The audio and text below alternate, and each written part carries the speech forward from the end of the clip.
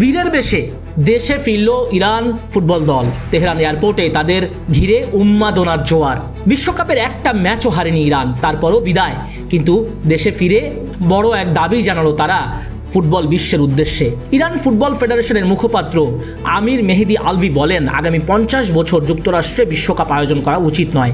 ম্যাচের আলো থেকে শুরু করে খেলোয়াড়দের পানির ব্যবস্থা কোনো কিছুই আন্তর্জাতিক মানের ছিল না। শুধু তাই নয়, আমরাই একমাত্র দল যারা একটি ম্যাচও না হেরে বিদায় নিয়েছি। গ্রুপ পর্বে বেলজিয়াম, মিশর, নিউজিল্যান্ডের বিপক্ষে 3টা ম্যাচই ড্র করে 3 পয়েন্ট নিয়ে তৃতীয় হয় ইরান।